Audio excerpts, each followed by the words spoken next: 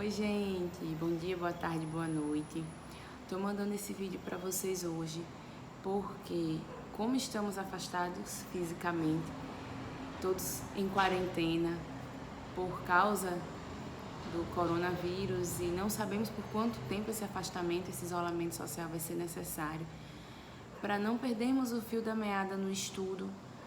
Então resolvi mandar o vídeo, eu discuti com Betinha, a gente resolveu que valia a pena, para pelo menos a gente manter esse fluxo do estudo. Claro, isso aqui não tem o objetivo de substituir os nossos encontros do ESD de forma alguma, porque o bacana do ESD, vocês sabem, melhor do que eu, é a troca de informações, de histórias, de vivências, mas para a gente não ficar afastado assim por tanto tempo, e não sabemos quanto tempo será, vou ficar tentando mandar uma vez por semana na sequência do estudo da apostila, o estudo do ESD, para a gente pelo menos não se perder no caminho. Quando vocês assistirem, se vocês assistirem, qualquer dúvida que vocês tiverem, podem mandar, que a gente vai discutindo, vamos manter a discussão online, enquanto a gente não pode ter essa discussão presencial. Quando, espero que em breve, retornemos às nossas atividades normais. Então, a gente pode retomar, claro, todos esses estudos que foram feitos, não sei quantos vão ser, mas tudo isso que foi feito nesse período a gente pode retomar, mas pelo menos para a gente não manter a engrenagem rodando, né? Para a gente não sentir tanto a ausência das palavras nesse momento. Então, como é de praxe, no nosso estudo a gente inicia com uma prece. Então vamos fazer um Pai Nosso, para que os bons guias da espiritualidade estejam juntos conosco nessa empreitada, né? Pai nosso, que estás nos céus, santificado seja o vosso nome. Venha a nós o vosso reino. Seja feita a vossa vontade, assim na terra como nos céus. O pão nosso de cada dia nos dai hoje. Perdoai as nossas ofensas, assim como nós perdoamos a quem nos tem ofendido. E não nos deixeis, Senhor, cair em tentação, mas livrai de todos os males, pois é vosso reino, o poder e a glória para todo sempre. Assim esperamos que assim seja. Então, gente, no nosso primeiro encontro presencial, que nós só tivemos um, infelizmente, né? Nós começamos a discutir a lei de igualdade. E aí, estudamos o roteiro 1, que era igualdade natural e desigualdade de aptidões. O que a gente vai estudar hoje é desigualdades sociais e igualdade de direitos do homem e da mulher. São dois temas muito espinhosos, que tem muita coisa para ser discutida. Realmente, o ideal era que a gente estivesse discutindo junto, mas pelo menos vamos dar um pontapé nessa discussão para a gente não ficar tão solto na sequência, né? Então, vou fazer como a gente costuma fazer, vou ler e aí vou parando para discutir o que eu acho importante. Prometo também não me estender muito, porque ninguém aguenta muito vídeo longo, né? Uma coisa eu estudo, a pessoa escutando, outra coisa eu falando aqui sozinha. Mas, vamos lá, certo? Então, são dois temas que vamos ver hoje. Um, desigualdade social, a outra, igualdade de direito do homem e da mulher. Então, são dois, 1 e 2, eles estão bem separados no livro, tá? Então, o primeiro o tema a ser discutido são desigualdades sociais. E só para abrir aqui, para a gente já ter um estalo do que vai ser falado aqui, eu vou dar uma lida na questão 55 do Consolador, onde Emmanuel já nos dá uma clareza de ideias do que é isso daqui. Então, a pergunta é, a desigualdade verificada entre as classes sociais no usufruto dos bens terrenos perdurará nas épocas do porvir? O que é a pergunta? Qual é o objetivo da pergunta? Isso vai ser para sempre? Essa desigualdade vai sempre existir? E a resposta de Emmanuel foi: a desigualdade social é o mais elevado testemunho da verdade da reencarnação, mediante a qual cada espírito tem sua posição definida de regeneração e resgate. Nesse caso, consideramos que a pobreza, a miséria, a guerra, a ignorância, como outras calamidades coletivas, são enfermidades do organismo social, devido à situação de prova da quase generalidade dos seus membros. Cessada a causa patogênica com a iluminação espiritual, de todos em Jesus Cristo, a moléstia coletiva estará eliminada dos ambientes humanos. E aí a gente já traz até um link, já dá até para a gente fazer um link com essa situação que estamos passando agora, de isolamento social, de quarentena, de tantas mortes, desse desencarne coletivo como um todo, que é quando a causa patogênica for eliminada com a eliminação espiritual, então a moléstia coletiva será eliminada dos ambientes humanos, ou seja, essa pandemia que estamos vivendo nada mais é, e nós espíritas precisamos ter essa tranquilidade de, durante a crise, nada mais é do que mais uma parte da nossa transição planetária. Então, quando não precisarmos mais desse tipo de padecimento, ele não existirá. Por ora, ainda existirá, assim como as desigualdades ainda são fruto do nosso meio, desse mundo de provas e expiações que a gente vive, né? Porque somos um organismo social ainda doente, por isso que isso existe. E aqui já dá um panorama geral das desigualdades, né? Mas vou começar a ler aqui na apostila e vou parando à medida que for achando alguma coisa importante. Então ele vem, as questões sociais preocupam vivamente a nossa época. A nossa época 1800 e pouco, imagine agora, né? Vê-se não sem espanto que os progressos da civilização, o aumento enorme dos agentes produtivos e da riqueza, o desenvolvimento da instrução não tem podido extinguir o pauperismo nem curar os males do maior número. Ou seja, a humanidade está progredindo, a civilização está tendo vários ganhos, mas isso não está reduzindo a miséria, não está se traduzindo em redução da miséria. Entretanto, os sentimentos generosos e humanitários não desapareceram, eles ainda estão ali, eles ainda existem. No coração dos povos aninham-se instintivas aspirações para a justiça e, bem assim, anseios vagos de uma vida melhor. Compreende-se geralmente que é necessária uma divisão mais equitativa dos bens da terra. Daí, 1000 teorias, 1000 sistemas diversos, tendentes a melhorar a situação das classes mais pobres, a assegurar a cada um os meios do estritamente necessário. Mas a aplicação desses sistemas exige, da parte de uns, muita paciência e habilidade, da parte de outros, um espírito de abnegação que lhes é absolutamente essencial. Em vez dessa mútua benevolência que, aproximando os homens, lhes permitiria estudar em comum e resolver os mais graves problemas, é com violência e ameaças nos lábios que o proletário reclama seu lugar no banquete social. É com acrimônia que o rico se confina no seu egoísmo e recusa abandonar os famintos, as menores migalhas da sua fortuna. Assim, um abismo abre-se, as desavenças, as cobiças, os furores acumulam-se de dia em dia. Então, o que é que ele está dizendo aqui? Que ao invés de nos unirmos para juntos acharmos um meio de progredir, de sair daquela situação, o pobre, por meio da violência e ameaça nos lábios, né? Que eles aqui não pobre, o proletário, por meio da violência e da ameaça, reclama o seu lugar no banquete. Então, assim, por meio da violência, está errado. Assim como o rico se fecha no seu egoísmo, que também está errado. Então, ao invés de eles se aproximarem, eles se separam. E, mais uma vez, até dá para fazer um paralelo com essa situação que estamos vivendo hoje, porque ela tem igualado como um todo, não importa em que nível social você está, todos sofreremos da mesma forma pela situação que estamos passando. Então, é momento realmente de união, né? Aí ele segue.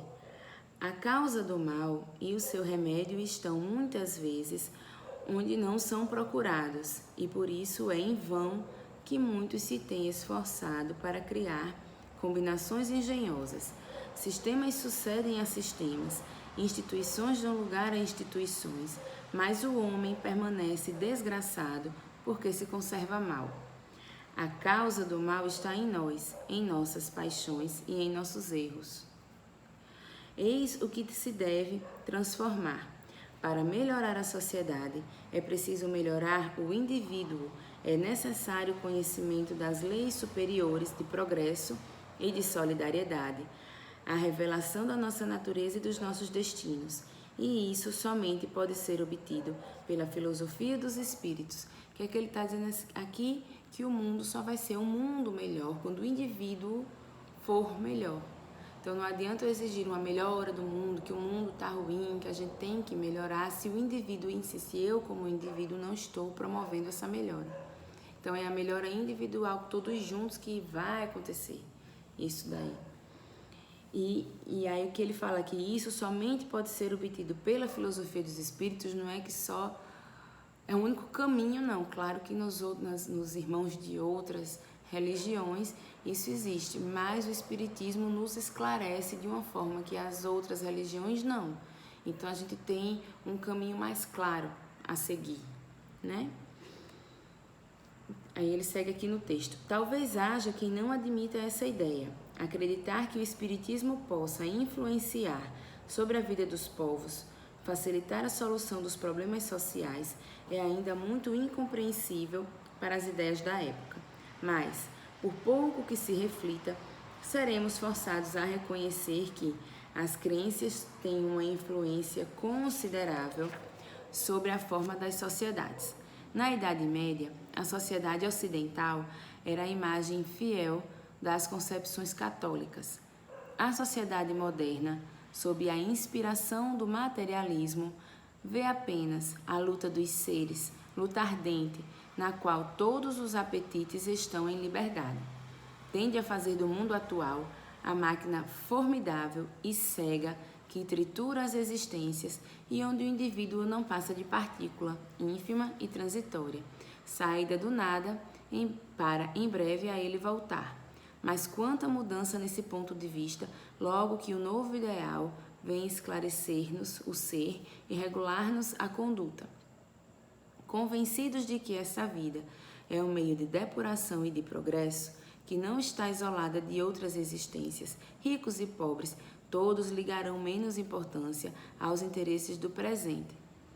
Aqui também, mais uma vez, dá para fazer um paralelo com a situação atual que estamos vivendo, quando ele fala: tende a fazer do mundo a atual máquina formidável e cega que tritura as existências e onde o indivíduo não passa de partícula.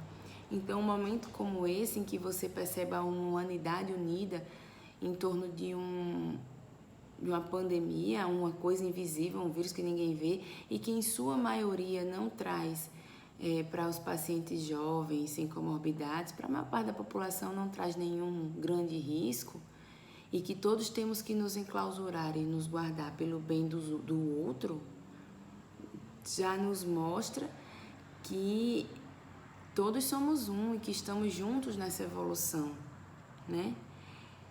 E que também, nessa questão, quando ele fala tritura as existências, esse momento pelo qual estamos passando é um momento de reorganização, é um momento de reclusão para repensar a vida.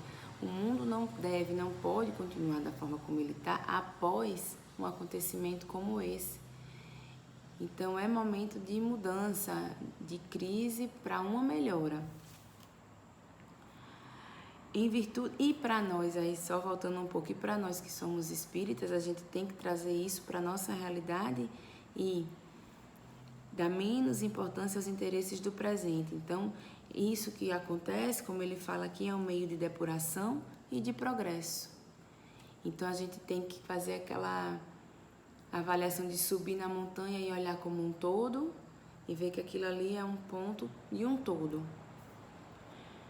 Em virtude de estar estabelecido que cada ser humano deve renascer muitas vezes sobre esse mundo, passar por todas as condições sociais, sendo as existências obscuras e dolorosas, então as mais numerosas e a riqueza mal empregada, acarretando gravosas responsabilidades, todo homem compreenderá que, trabalhando em benefício da sorte dos humildes, dos pequenos, dos deserdados, trabalhará para si próprio, pois lhe será preciso voltar à terra e haverá nove probabilidades sobre 10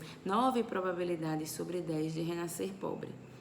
Graças a essa revelação, a fraternidade e a solidariedade impõem-se. Os privilégios, os favores, os títulos perdem sua razão de ser. A nobreza dos atos e dos pensamentos substitui a dos pergaminhos. Assim concebida, a questão social mudaria de aspecto. As concessões entre classes tornar-se-iam fáceis e veríamos cessar todo o antagonismo entre o capital e o trabalho. Conhecida a verdade, compreender-se-ia que os interesses de uns são os interesses de todos, que é uma prova maior dessa do que essa que a gente está passando agora, né? E que ninguém deve estar sob a pressão de outros. Daí a justiça distributiva, sob cuja ação não mais haveria ódios, nem rivalidades selvagens, porém sim uma confiança mútua, a estima e a afeição recíprocas, em uma palavra, a realização da lei de fraternidade, que se tornará a única regra entre os homens. Como se vê, muitos fatores importantes entram na composição ou delineamento do problema social, e deles, os que, pela generalidade, sobrelevam aos demais são o capital e o trabalho. Então, são duas coisas que ele já coloca como importância. Mas, se não considerarmos outro fator de si importantíssimo, será impossível a solução. É de ética o problema social, sem a qual não pode ser solucionado. Juntemos, pois, esse outro fator importantíssimo aos primeiros e teremos a chave da solução. Os primeiros é o capital, o trabalho, e ele vai dizer o outro, o terceiro, que é o amor. Eis aí o importantíssimo fator que, com o capital e o trabalho, forma a trindade da questão. Então, temos o capital, o trabalho e o amor. Isso tudo junto, e em equilíbrio, é que pararia com a desigualdade. Como está em desequilíbrio, essa desigualdade ainda existe. Pelo exposto, pode-se dizer que as desigualdades sociais são o mais elevado testemunho da verdade da reencarnação, mediante a qual cada espírito tem sua posição definida de regeneração e resgate. Dessa forma, aqueles que, por exemplo, numa existência ocuparam as mais elevadas posições, descem em existência seguinte as mais ínfimas condições, desde que os tenham dominado o orgulho e a ambição. Ou seja, o que ele está dizendo aqui, não é porque a pessoa foi rica na outra que necessariamente vai vir pobre, mas ele vira pobre sim, se quando ele passou pela prova da riqueza, ele foi dominado pelo orgulho e pela ambição. Se isso for o carro-chefe daquela reencarnação, então ele vai com certeza voltar numa condição social de privação para poder compensar na lei de ação e reação, né? Consideradas sob esse ponto de vista, a pobreza, a miséria, a guerra, a ignorância, como outras calamidades coletivas, são enfermidades do organismo social, devido à situação de prova da quase generalidade dos seus membros. Cessada a causa patogênica com a iluminação espiritual de todos em Jesus Cristo, a moléstia coletiva estará eliminada dos ambientes humanos, que isso aqui é a palavra que eu comecei, né? Por outro lado, as desigualdades sociais não estão na lei da natureza, são obra do homem e não de Deus. Assim, desaparecerão um dia, quando o egoísmo e o orgulho deixarem de predominar, ou seja, quando a chaga do egoísmo e do orgulho deixar de predominar sobre a face da terra, aí essas desigualdades não mais existirão.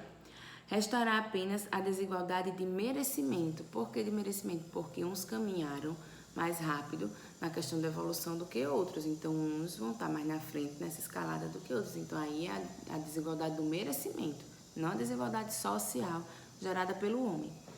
Dia virá em que os membros da grande família dos filhos de Deus deixarão de considerar-se como de sangue mais ou menos puro. Só o espírito é mais ou menos puro, e isso não depende da posição social.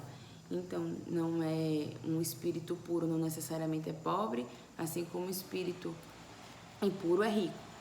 A posição social não quer dizer nada sobre isso. Deixa eu só ver aqui no Livro dos Espíritos se tem alguma coisa para acrescentar. Não, só isso mesmo. E aí a gente entra no segundo ponto, que é a igualdade de direitos do homem e da mulher, que aí sim, com todo esse feminismo vigente, tudo isso que se discute de homem e de mulher, e todas essas novos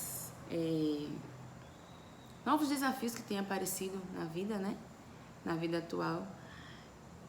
Mas temos um posicionamento já aqui e vamos discutir um pouquinho sobre isso.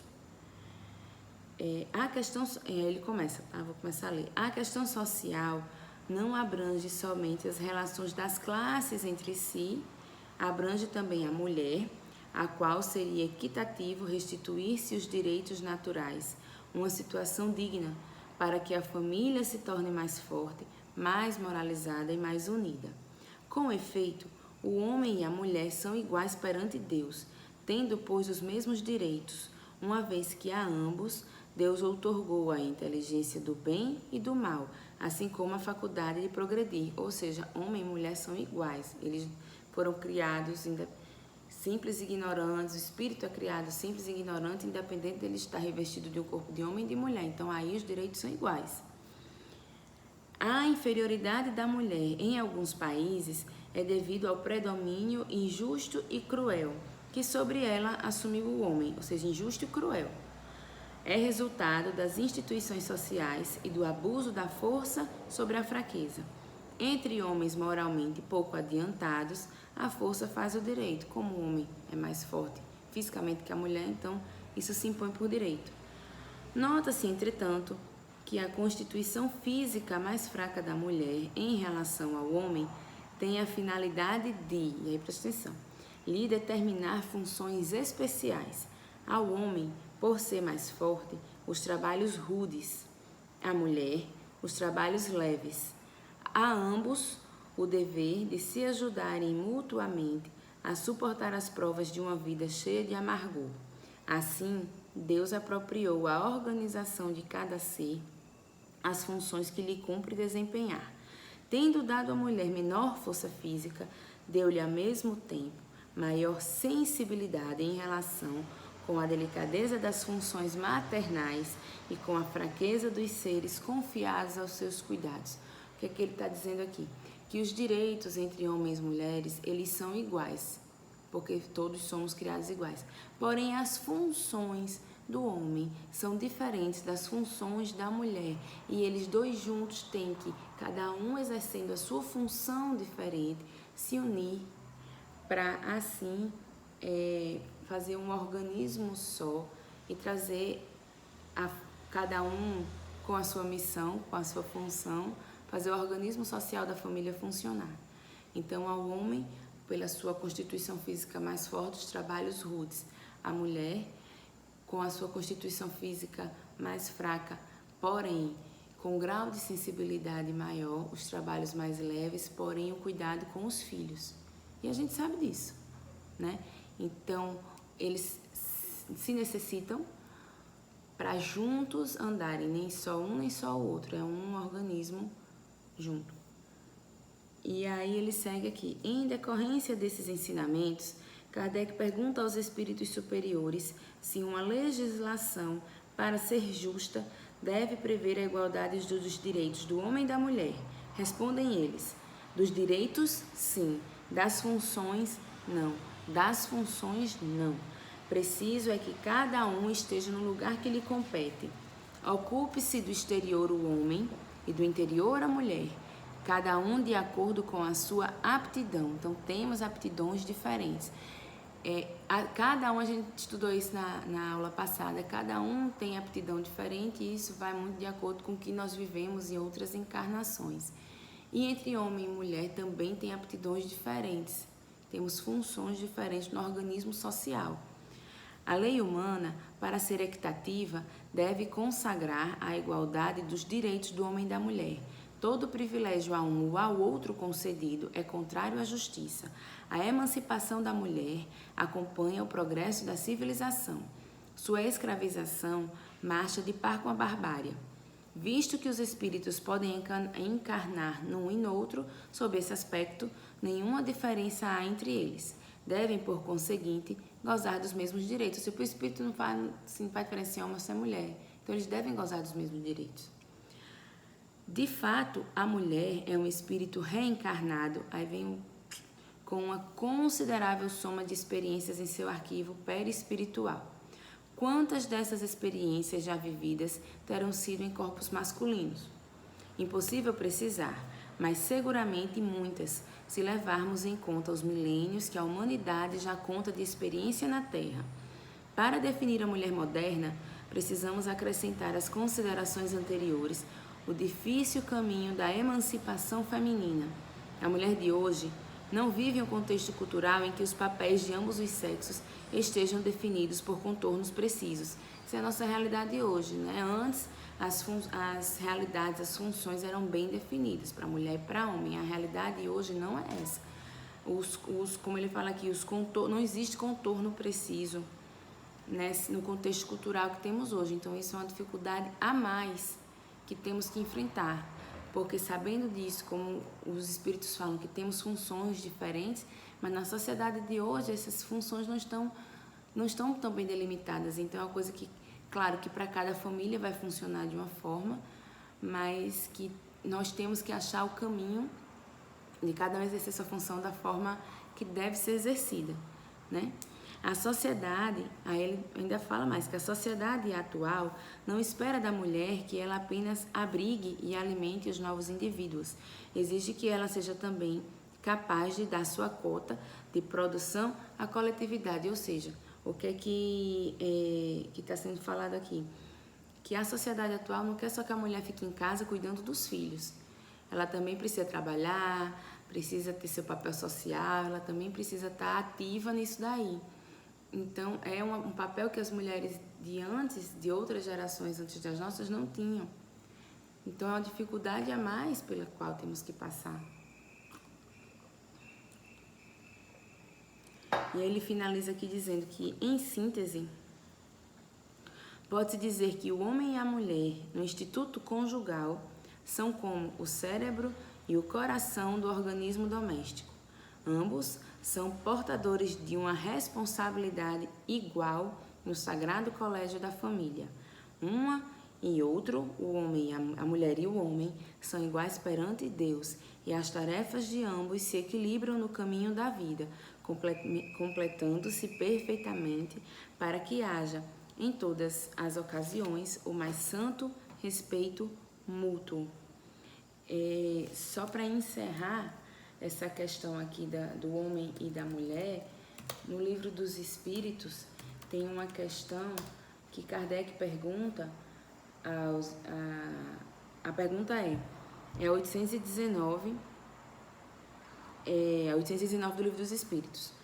Com que objetivo a mulher é fisicamente mais fraca do que o homem?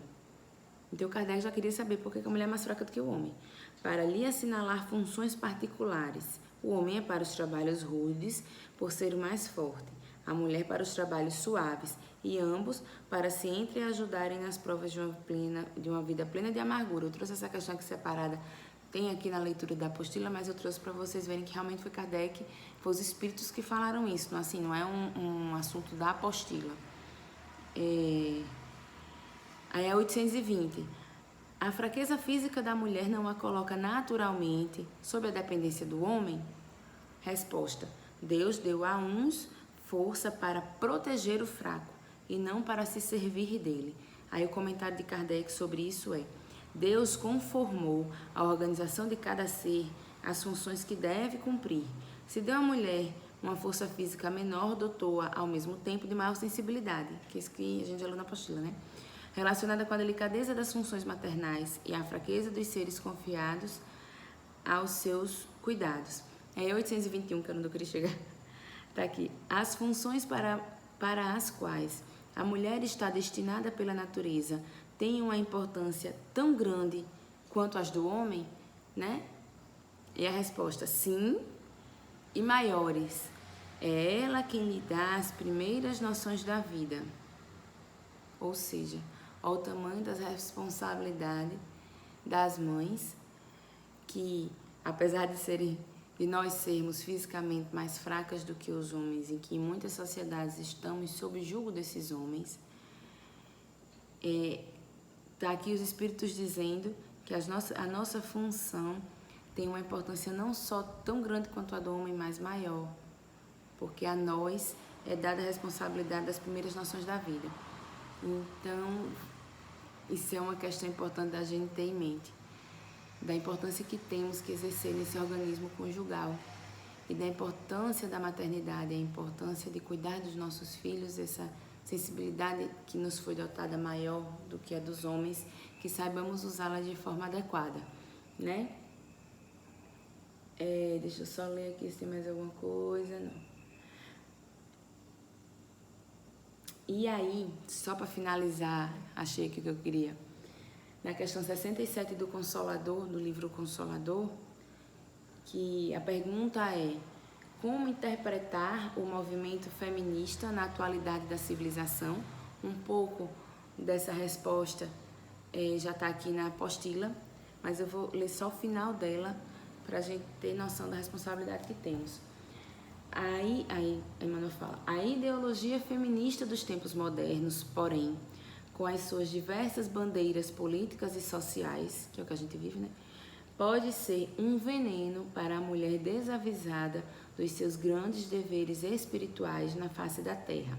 Se existe um feminismo legítimo, esse deve ser o da reeducação da mulher para o lar, nunca para uma ação contraproducente fora dele. É que os problemas femininos não poderão ser solucionados pelos códigos do homem, mas somente à luz generosa e divina do Evangelho. Emmanuel está dizendo aqui que é para a gente ser do lar e não fazer nada, assim, de externo, então não posso lutar pelos meus direitos, não posso ir para a rua, devo. Só que o que ele está dizendo é que não podemos ter uma ação contraproducente, ou seja, a gente não pode quebrar o Instituto da Família. Isso é muito importante. Então, temos uma função no lar e precisamos assumir essa função feminina no lar. É isso aqui que Emmanuel está dizendo, porque senão a gente vê a desintegração da família se iniciar, e a família é a base de tudo, é nela que está o conjunto das coisas, então a gente tem que tentar manter isso da melhor forma possível. É isso que eu entendo aqui que Emmanuel quis dizer. Então, gente, era isso que eu tinha para trazer. Ficou até um pouquinho longo, tentei encurtar, mas o texto também era comprido. Qualquer dúvida que vocês tiverem, ideias, associações, coisas diferentes que vocês pensem, por favor, falem aí no grupo. É muito ruim fazer isso aqui sozinha, para não ter com quem discutir, alguém que pense diferente, alguém que tenha uma leitura diferente. Mas está aberto aí a discussão. Obrigada pela atenção, espero que a gente continue mantendo o nosso estudo e o nosso sequenciamento, porque para a gente não se distanciar de nós, do Evangelho, porque a gente precisa ter essas rememorações com frequência. Então, fazer só uma pequena prece para agradecer esse momento. Muito obrigado, bons guias da espiritualidade superior que nos guiam nesses estudos pela leitura, pelos aprendizados, que as dúvidas venham, que possamos sempre progredir no aprendizado para nos ajudar e ajudar os outros que estão ao nosso redor. Assim seja. Tchau, gente.